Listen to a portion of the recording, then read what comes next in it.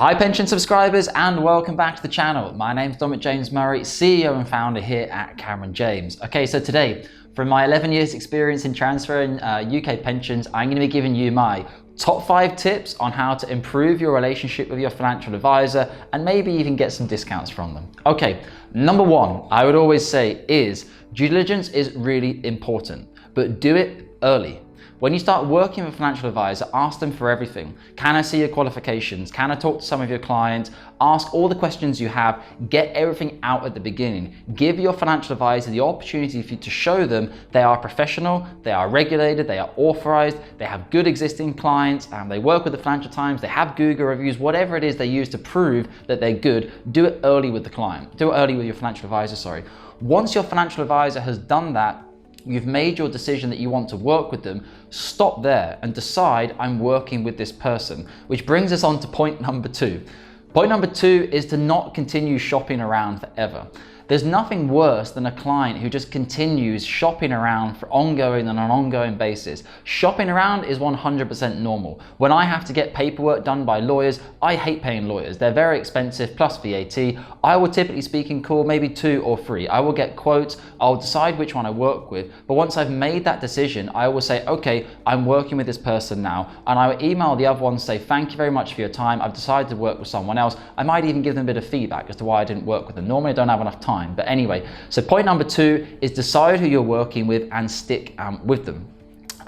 This allows your financial advisor to know, okay, there's nothing wrong with competition. That's great. We always advise our clients to compare us against other people, check our costs, check the exit penalties from other people. Are they regulated? Are they qualified? What are their reviews like? Check all that stuff. But once you've gone through that process, then take a leap of faith and say, I'm trusting this person, not just out of the blue. You've done your homework, you've done your due diligence. You can't do more than that as a client. So that's my point number 2. Once you've made your decision, stop shopping around and commit to working with that financial advisor.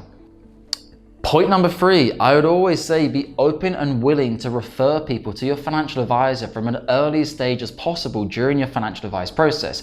If you're transferring £1 million final salary scheme or £1 million final salary scheme, it's likely you have done a huge amount of research, due diligence, all the stuff we just mentioned in point 1 and 2. Once you've done all of that, you've become a very informed individual. You've probably gone from about a 10 out of 100 in terms of DB knowledge to maybe a 60, 70, 80 out of 100.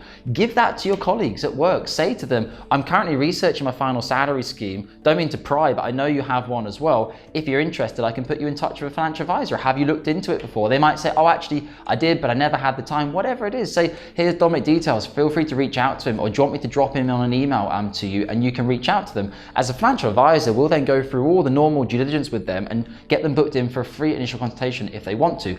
But referrals at any stage in the advice relationship is music to the ears of your financial advisor. I can tell you now, if you introduce one of your friends and you say, Dominic and Cameron James are fantastic, which all of my clients think, obviously, then obviously the person who comes through to you says, Dominic, I've already been introduced by Steve. Steve thinks you're great. He actually worked in finance for 10 years. I work in marketing. If Steve trusts you and thinks your process is great, I'd really like to understand my options as well. It provides a really warm introduction for a client to us, which ultimately generates more business, which ultimately generates more profit for the company and for the financial advisor.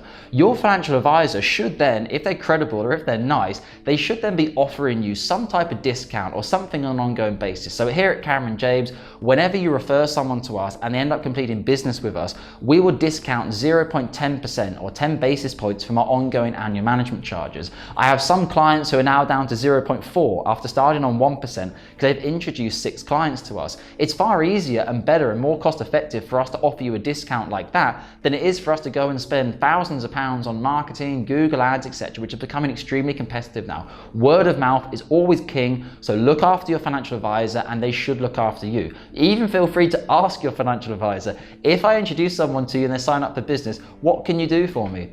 If you're in the initial advice process, I'm dealing with someone and they have a 2% transfer fee on a £500,000 pension.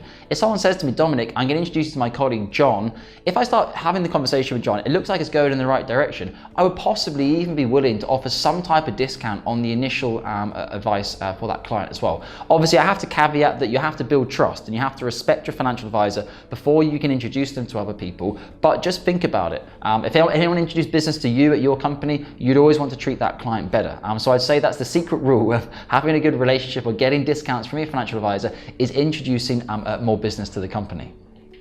And my fourth tip for you would always be to be good with your paperwork. Now, in this day and age, we use DocuSign at Cameron James, an electronic signature tool, which most of you are familiar with if you have a professional job or one of those types of tools.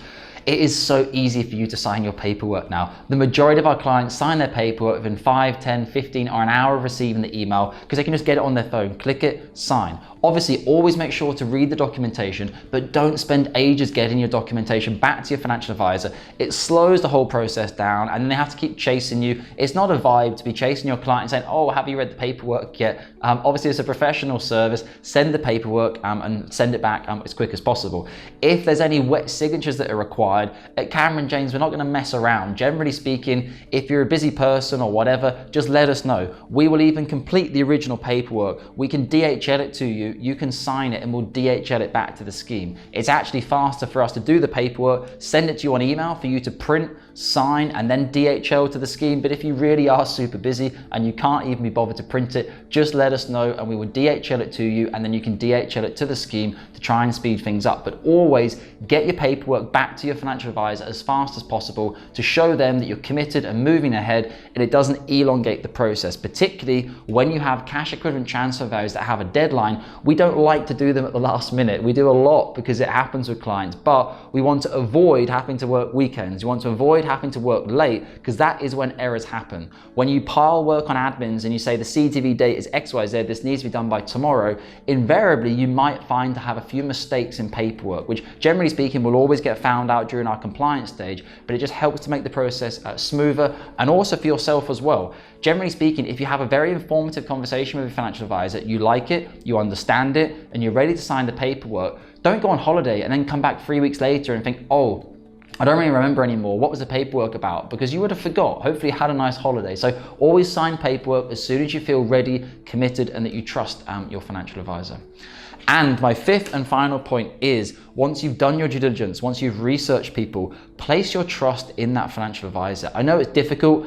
You're giving people money. You're not necessarily understanding 100%, but you shouldn't be giving someone your money unless you trust them from the beginning. Have a look at their career. Have a look at who they are. Can you find them online? Ask them questions. Do you have a family? Where are you based? What are you doing in life? Ask them, your financial advisor, as many questions as you can. If you don't trust someone from the beginning, then don't work with them. But don't start working with someone and then try to question everything which they do. Again, I do caveat out that I know a lot of people have had bad advice in the international market, offshore commission bonds, trail, exit penalties, etc.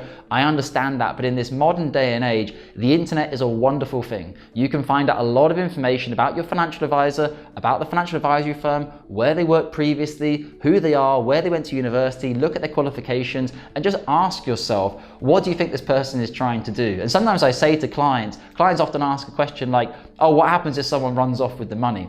And sometimes I'm quite frank with people and saying, I've been in this industry for 11 years. I don't think you understand how much time and effort and energy I've put into trying to grow Cameron James. Even if I could take money out of your pension pot, which I physically can't, because money can only go to the SIP and it can only be drawn down to your bank account. Do you really think that for one client, they would try to rip someone off or steal their money and ruin an entire career?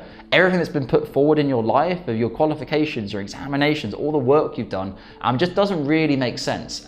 So you always got to ask yourself, once you trust someone, move forward with the process and try not to have too many delays in that process. So guys, there's my top tips for having a good relationship with your financial advisor and possibly trying to get some discounts through referrals. I'd be really interested in your comment sections below. Any of my existing clients watching this, feel free to send in the referrals and we can chat about getting some discounts either on your initial or your ongoing advice. Look forward to speaking with you soon, guys. And as always, take care with your UK pension assets. Thank you.